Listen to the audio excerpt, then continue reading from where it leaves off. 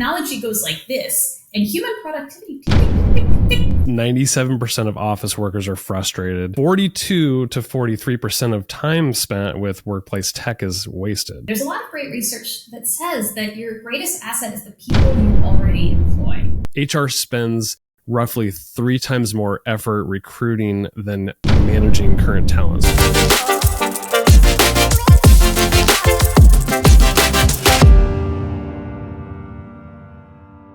Melissa, it is such a pleasure to have you on Transform Your Workplace. Thanks for coming on the show. I am excited to be here. I mean, look, if there was ever a podcast I would want to be on, this topic is it. So I'm pretty pumped. I so appreciate it. We're going to talk about your book. I think you wrote it a few years ago. Work Here Now, Think Like a Human and Build a Powerhouse Workplace. And, you write that the everyday experience at work, you quote, is going wrong in 3 key ways. It's dangerous, it's boring, and it's frustrating and confusing. Like, why do you believe that, for one? And then if you were to speak to leaders about fixing one of those issues first, what would it be and why? It's interesting. My fundamental belief is that, what is it they say? History doesn't repeat itself, but it rhymes. I think we're going through right now a period almost tantamount to the early industrial revolution, where we've had so much technological change in the way that our work is done and enabled that, we're at a moment where stuff just doesn't work so great, where, think about the early industrial revolution, that your factories would catch fire because there was sawdust all over the floor, and, machines would lop people's arms off, regularly, just silly stuff. I think we're in a silly stuff era again. And so that's why I would focus first, if I were a leader, on, the frustrating and the boring. Don't ignore them, because when, people are constantly going, well, it's work, it's not supposed to be a party. And what they don't realize is that if we solve for some of the boredom and the frustration, you would increase productivity. Your shareholders don't want people sitting around in annoying meetings either. That doesn't help the bottom line either. But I think the first thing we've got to focus on is dangerous, because we're doing strange things to our brain with work these days, and it's less palpable because it's not the Industrial Revolution. It's not like physically endangering myself by having to, assemble 7,500 widgets in a day, right? We're not there. Although we are getting there again with things like warehouse work, right? Where we are actually physically overtaxing people in ways that are a little spooky and not good. But a lot of what we're doing is we're just overloading people's brains in a way that is dangerous. And you can say, well, that's fine. People need to just grind it out in a hustle. But when you get to the point where, let's say, for instance, senior executives are so loaded down by tasks that they can't make sensible decisions, again, forget about caring about them as human beings, which you should. Your shareholders don't want your CEO to make a bad business decision because they haven't slept properly in 3 days. It's kind of basics. So it's like Maslow's hierarchy of needs. Let's solve for dangerous to our health first, and then we can move on to the other stuff. You wrote this book a couple of years ago, and I'm curious, in that time, if you think about this differently now with the rise of AI and how advanced it's getting, because I know my own work, it's I'm able to do more with less, but that just means I'm doing way more tasks. And you bring up the point of we're overloaded with tasks and more to do. And there's so much in our brains that that is pretty dangerous if you think about the burnout that's possible. Do you think about this a little differently now with just the rise of tech? Yeah, absolutely. I mean, it's taken what I've observed on kind of the digital transformation journey and put it on steroids. And to your point about your own experience, that it's not like you take half the day off now because of AI, right? You're just doing more stuff.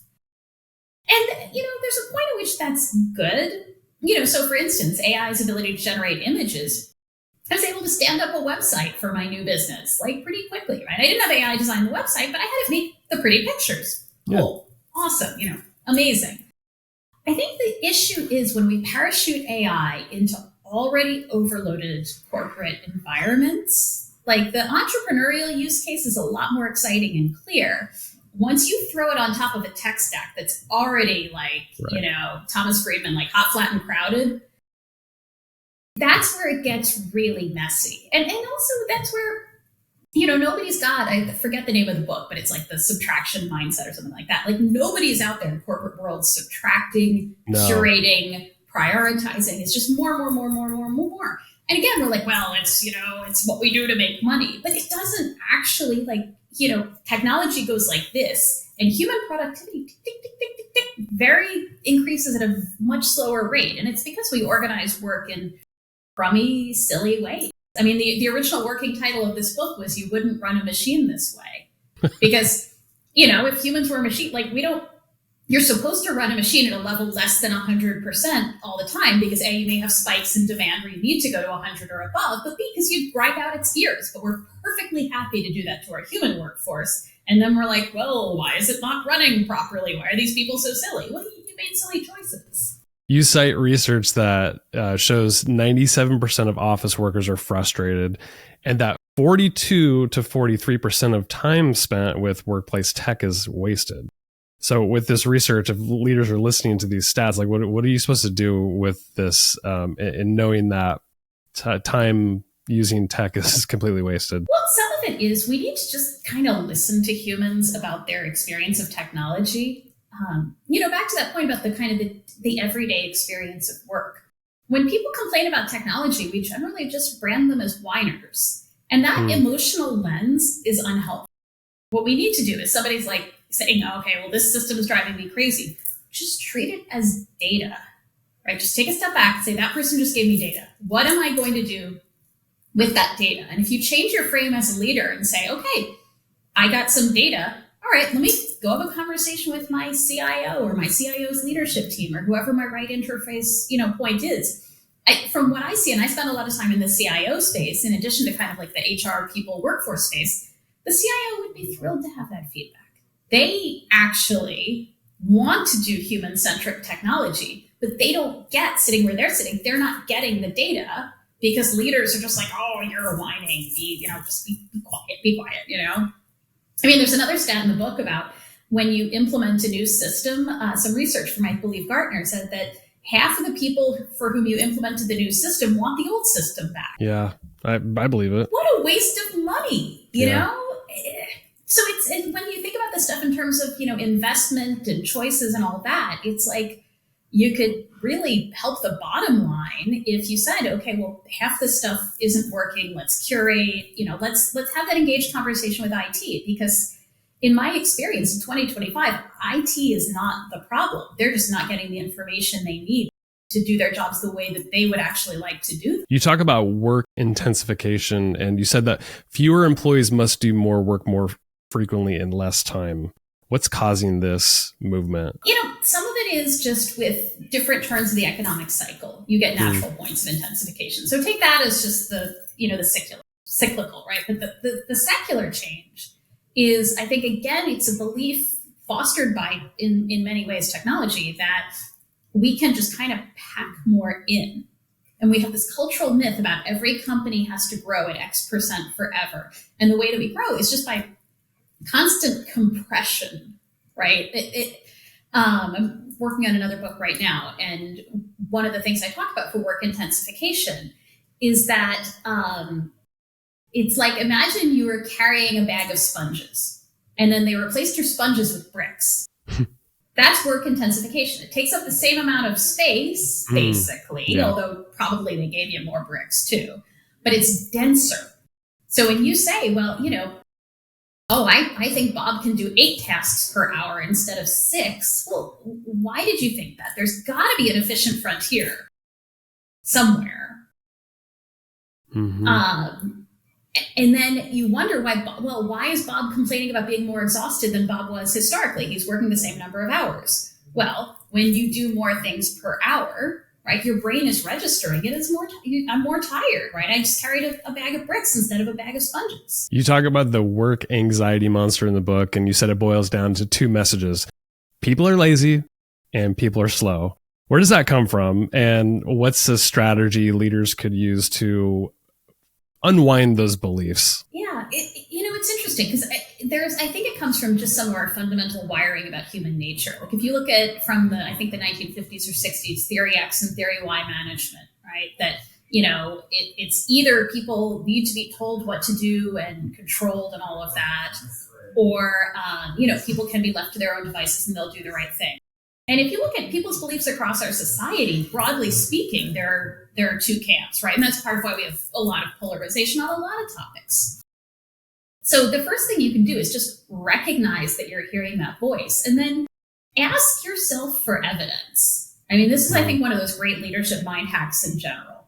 What evidence leads me to hold the belief that I hold, right? So, I think, okay, my team isn't doing this fast enough. Okay, well, how do I know what fast enough is? How do I know what roadblocks they are not up against? How do I know who's doing what work on the team, right? And that constant, evidence-based interrogation might get you to, a very different place, or to realize that something else entirely is the problem. But as long as we have this nagging, anxious sound in our heads that it should just all be faster and better and do it more, right? It's you're laughing because it's unhelpful, right? It's not so unhelpful. Right? Well, no therapist would tell you to think that way. Right. And it's often the stories that we tell ourselves from whatever's happened in the past is inform those beliefs or supports that belief. And it's so hard to just unwind it. But I love what you're saying about. We do it to ourselves too. I mean, that's the sad thing. I catch myself doing it to me. I'm like, Melissa, why didn't you get all those things done? I'm like, why am I asking me that? I'm an entrepreneur. I'm literally my own employee. Why am I doing this to me? You have a section on boss baby customers and how they've conditioned to be somewhat helpless and totally in charge.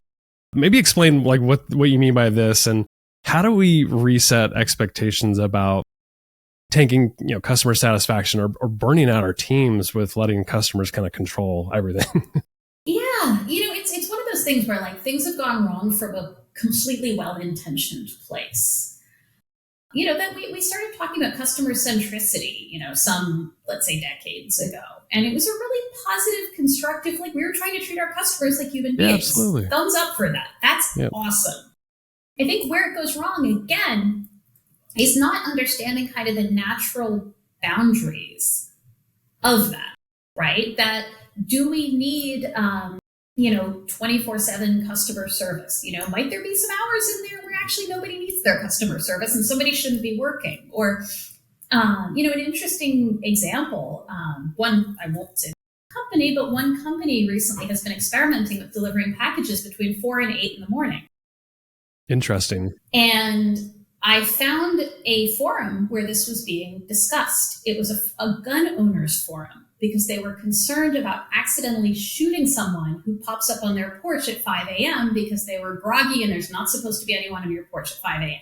And the whole discussion was coming from a place of super genuine human concern, right? I am not criticizing the people discussing this, but how scary is it to see that company's decision in that context? And that's where you say, okay, maybe we just deliver after 9 a.m. because we do not want our employees to be shot. Right. That is a great example of where listening to your customer probably makes a lot of sense. Absolutely. And not trying to guess. I think again, it came from a good place of, we guess that, people really want things overnight. There's a whole night there. Well, unfortunately, there's a really good reason why we don't turn up on people's porches at 5:30 a.m. In the book, you give us a history lesson on the HR function. It's about 120 years old. And you said that not much has changed about the function since then.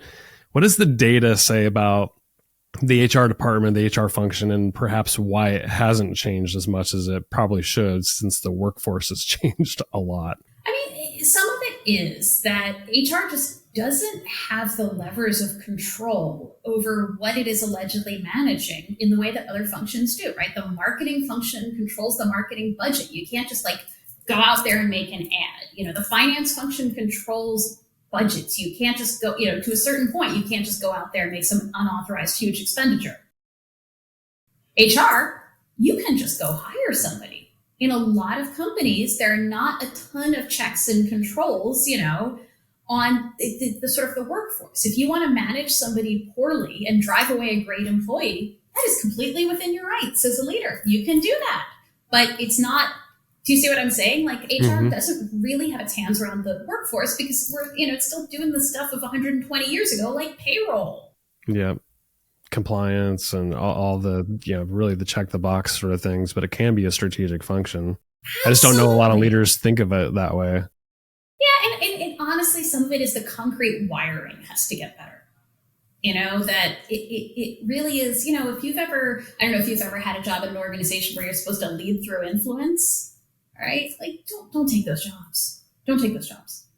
They're not wired properly. And that's a bit of what's going on with HR is when you don't have control over some of the key things that touch human beings in an organization, like you're doomed to failure, and then everyone beats up on you. It's very unfair to, I think, a huge community of people who go into HR for largely the right reasons, are very committed, are very mission driven, and are very burnt out at this point in history. Yeah, people get into HR to change the world and support people. They love people, but they come to find out there's a lot of resistance against them, and then they get burned out as a result. Yeah, or just friction. I mean, that's the interesting thing is that, again, it's not like people deliberately want to screw with their employees. So much of it is unintended and unintentional, and just nobody owns the problem. I often talk about workforces as a wicked problem, which, is a term from sociology of a sort of problem that is complex and often ownerless. Workforces are a wicked problem. Nobody owns the workforce problem, and HR gets blamed for it, but they are, maybe have 10% of the decision rights, maybe. One of the things I should have mentioned when we started this podcast is your book has 90 strategies throughout the chapters, more than what we're going to cover on this podcast. But one of the strategies that you talk about is reinvesting HR on an organization's terms. What do you mean by that, and how could we execute on that? Well, I think sometimes what goes wrong with kind of a standard HR transformation is that organizations try to do everything. And they're kind of going, what is leading practice? Leading practices, we have, this huge tech stack, and then we have, this agile pool, and blah, blah, blah, blah, blah. And there's all these kind of templates. And the reality is, what does your organization need? Yeah. Right? It's like if you were, let's say you're a public company that's taken private, you would change the composition of investor relations accordingly because, you were once a public company, you needed X, and now you're a private company, you need Y. We don't do that with HR. We kind of say, well, this is the formula. And I think it's worth a bit of kind of customization and saying, where do we really want to invest? And also, where have we kind of grown accidentally without investing? So like a classic problem is that you've got all these HR VPs and no investment in the role, no clarity around the role. And there are real, you've got, again, bright, capable people in those HR VP roles, but totally unempowered. So, taking a step back and saying, okay, well, do we need this many HR VPs, or do we need fewer and like some OD people? Or, maybe we really just do need HR, but take the step back and say, what does this organization need? And just being kind of honest about the fact that HR is in a limited resources game, and just really like put your money where your mouth is. Yeah, that's good advice. One of the things I love about your book is that it's very data driven. It's very well researched. One stat, or I guess a couple stats that really were alarming, I would say, was that you said HR spends roughly 3 times more effort recruiting than managing current talent. So that's 20% versus a 6 to 7% in managing current talent. That's wild to me that we're spending so much time in bringing people in versus just keeping people and developing them. So what are some shifts that we could make internally to rebalance that more towards like retention? I think one thing organizations can do is really target talent efficiency as a goal. So currently what happens is, every time some new business imperative comes up, there's like a rush to the market. You see it happening with AI talent right now, totally. Right? We're going to make $100 million hire, right? And that might make sense for a handful of companies. That. Yeah, guys, you go for it. Totally get it. But for your average company, there's a lot of great research that says that your greatest asset is the people you already employ. So it's like if we make talent efficiency a goal of we're going to, generally speaking, go to war with the army we have and really be efficient about our outside hires as opposed to these just long lists of open recs, right? Who doesn't have a million open recs? Those open recs say something, right? You're seeing a gap and you're just reaching out to the market for it. And that's where the 3 times as much time in talent acquisition comes from. And it's because organizations often struggle to know their own talent. So part of the puzzle is have a system around knowing your talent that you can sensibly manage. And what I mean by that is I've seen a lot of organizations in the last few years set up these big, we have a skills ontology, and it's got 3,700 skills in it. And then they're like, we're struggling to manage the skills ontology. Well, yeah, of course you are. Right. And it's not necessarily helpful either. So it's come up with, again, a simple business relevant way of knowing your people. And then, you can also do little reach outs. One of the coolest ones I ever saw was I was doing some work for a company that made ball bearings. And they wanted to do increased robotics in their ball bearing factories. And so instead of we're going to hire $10 million for robotics talent, they just put out a call to their employees. Anyone know anything about robotics? Turned out they had a whole cadre of folks who'd been building robots in their garages for decades, right? So they were able to source most of their robotics talent internally. And it was people who loved the ball bearings business, loved the Midwestern city they were in. You know what I mean? Were already fantastic employees, and they had those skills, and all they had to do was ask. And I think organizations don't, know their employees and ask their. One of the parts I really resonated with in the book was you said that leaders are starting to develop a habit of speaking in humane terms, and it's largely due to organizations growing more complex, and we're using a lot of jargon, more technology driven, and so it's just becoming more and more disconnected from the human connection. What's the strategy for unwinding that behavior?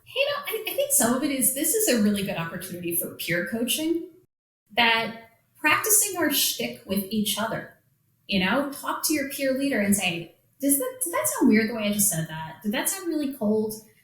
It's interesting. For the book I'm working on now, I just interviewed an emergency room physician. And she was saying she actually, when she was a young doctor, she shadowed other doctors telling people that their loved ones had passed away. Or died. She said, you can't say passed away. You have to say died, because you have to be clear. Yeah. And that's one of the things that she learned.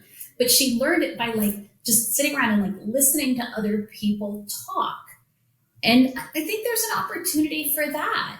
Just listen to each other, practice with each other, and not just kind of uncritically, and unfortunately, I think our whole society is in this habit right now. We just uncritically spew words into the ether. Take a minute, create some feedback loops and practice talking human beings, but also then create the space for the emotional impact of that. So sometimes we speak in inhuman ways because it's really hard to talk about what we're doing. So, you have to lay people off. You don't say, I'm going to go cause, 10 people to lose their jobs and their livelihoods today. Well, I'm going to execute on the riff. And so part of what needs to happen is if you want somebody to speak honestly and humanly about things, then they need to have somebody to go talk to about what they've just been through. And then that person generally also needs someone to go talk to. And then eventually, it'll hit somebody's spouse or somebody who's just okay, this is fine. And they don't take the baggage with them. But we've lost some human connection in the workplace. We've lost some of those reverberation points of, I used to have it at a company I worked at years ago. I had the office that people would go into and cry. You need that person. Yeah. But then I also needed somebody to talk to about the fact I had 3 crying people in my office today. I don't feel so hot. There's a piece around just managing emotion too. Yeah, absolutely. You mentioned this earlier that when we implement tech, a lot of people wish they could just go back to the old tech. And in the book, I pulled out this. You said you estimated 900 billion a year is wasted on tech that doesn't work for people. So if we were to step back as leaders and really look at making the right decision, the right tech for our organization, what is a framework or a decision-making framework we could use to really step back and make sure that we're implementing and investing in tech that truly is going to work for us and not have regrets down the road? Because I think, to your point earlier, it's really hard to unwind tech once you have it. I know this in myself, when I add tech to my tech stack, often I'm not removing it unless I'm switching products altogether. And I know organizations are bloated when it comes to tech. Yeah, you end up with that junk drawer, right? Like Yeah. everything goes in and nothing ever comes out. So, it's funny. I really do think a lot of the principles of home organization, like in the book, I talk about Marie Kondo and your tech stack. Yeah. But, so people say, if you have kids, right, every time you bring a new toy in, one toy has to go out the door, so like one in, one out. Some simple principles like that. But also, I think getting end users involved earlier in the journey. And again, I don't think it's like IT is not the problem at this point Mm-mm. in history. It's the ability of the business to mobilize voices and also to have the right optimism, skepticism balance. This is very live in the AI conversation right now. Like, oh, people are resisting AI. No, people are pushing back on some features that might be problematic. Mm-hmm. And actually, we would get to a better point with the technology if we could understand the objections. But to this extent that, again, it's another cultural myth. We have to be like pro all technology all the time and not listen to objections, not listen to skepticism. Part of how we end up with a junk drawer is sometimes we buy junk. You mentioned the I Love Lucy problem, and you say it's both possible and tempting to create technology that works faster than humans can. What would be like your top design rules for keeping tech at human speed, especially where like the algorithms, the tech is setting the pace that maybe we can't even keep up with? Well, some of it is like just pay attention to basic kind of human research and neuroscience, right? So you've probably seen the visualization of what your brain looks like if you do too many back-to-back video calls, stuff like that, right? What is the length of the human attention span? How many numbers can people remember? Right? The phone numbers in the United States are 7 digits long for a reason, because there's a lot of good science about more than 7 numbers in a row. You can't remember them. So, and in general, things like keeping numbers down, which tech doesn't do. I mean, I always use the example of if you and I, worked in like a physical office together and we were going to have a meeting with 50 people. There's generally, unless you got an auditorium, at which point it's a town hall and it's not a meeting at all, there's generally not a meeting room that's going to accommodate 50 people. You're not going to fit 50 people in even like a boardroom setup, right? It's going to get tight. You can fit 50 people on a Zoom call. So, some of those reintroducing limitations and just paying attention to kind of human neuroscience and things like that, I think it's very helpful. In the chapter about the intentional workforce, you note that even at the peak of the Great Resignation, which I remember pretty vividly, like people were mass exiting or whatever, that the intent to leave sat at 28%, which is identical to historic norms, as you noted. But what you found, it was that it actually varied by groups, like demographic groups, like possibly based on discrimination. How could leaders use that data to act on findings of this nature versus like a lot of employers are freaking out about everybody's going to leave? What do we do? Yeah, I mean, I think it's first of all, the most interesting thing is to start from the point of view that all the time, around a third of your workforce might want to leave. When we start with that assumption, I think we're a little bit less weird. Mm-hmm. And then really dig in on, do you know who the people are that you want to keep? Because I think part of what's going on with some of those populations having much higher rates of intent to leave, if you showed that to the organizations they work for, they'd be like, no, this individual, like, we really want to keep those people. Right? But you've sent the wrong signals. And that level of kind of intentionality and signaling, I mean, it's some of what's gone wrong, for instance, in a lot of the RTO back and forth is, we want creative, innovative people. We want them to sit in an open plan office 5 days a week. Well, good luck with all that, because your policy over here and what you say you want to retain over here are at odds. And so some of it is just being really clear on, I don't think most organizations are clear on what talent they want to retain. And that's why you see so many dances with different performance management structures. Mm-hmm. And so many, reinventions. Well, we went to a 7-point scale. We went to a 3-point scale. We went to, it's deck chairs on the Titanic. You just don't know how to measure human performance because you don't know what you're going for, and you can't ascribe what work was done by who, how. And that's why we get all these weird performance management gyrations. But then without that information, then you can't get to the sensible place of, okay, if some of these people are sitting in the 28%, the 44% that intend to leave, the 56% that intend to leave, how do I stop them from leaving if you don't even know who you want to keep? You talk about the 3 hidden hippos of strategic talent pipelines, and those are immigration, migration, incarceration. You said that they lurk underwater, but handled well can save your organization. So what's like a practical playbook that leaders could use to treat these as strategic pipelines versus not? Well, I think, first of all, remove hidden barriers to roles. So, for instance, shorten job descriptions. Most job descriptions are full of just like a lot of words. And there's great data about how certain populations, particularly, will just self-select out because, I don't have those 39 things. Don't list 39 things. List the 4 things that actually matter for the job. Right? Or if you, for instance, do you need this job in a particular location? Or is that just like what somebody wrote in a form?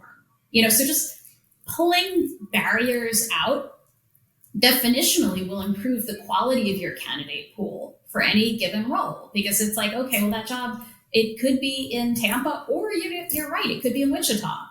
Okay, you just added all the smart people in Wichita, things like that. So that's how I really think about those those pieces. Similarly, if you make it very hard for people to navigate, different processes around immigration, or, if you don't hire formerly incarcerated, you're just erecting walls to smart people who want to work for you. I know. I can't tell you how many times I've heard like, oh, we have a skills gap. There's no talent out there. Like, I think people are putting too many barriers in play and are closed off to the talent that might exist out there. Yeah, no, 100%. And again, it's kind of like poignant to me because it's like these people have great skills and they want to work for you, and you're out there saying you don't want them. And then to your point, fretting about how, that open rec is set open for 18 months, it's sort of like change the mentality and change the world. Your closing challenge in the book is to bring the aspirational and the achievable together, marry up economics and empathy, and swing for the fences with our bats squarely in our hands.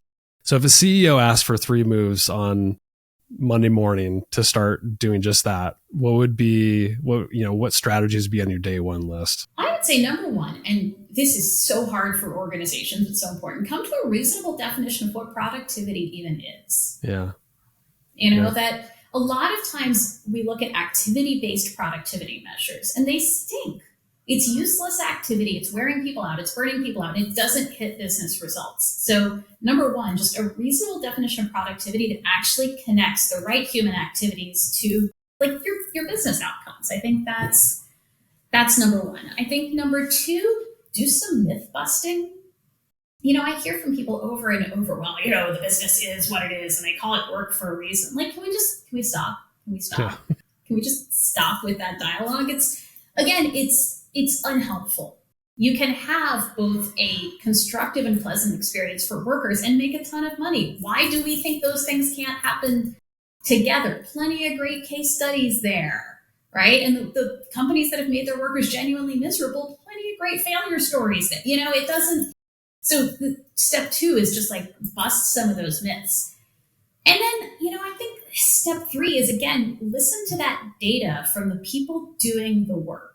I really there's an initiative at Google, I think maybe a year and a half ago, where they basically said to their employees, you tell us, how should we tighten things up, right? Like they had efficiency goals. They could have just hired cost-cutting consultants and done all sorts of gnarly stuff. And they actually went out and asked their workers, they said, what would make us operate better?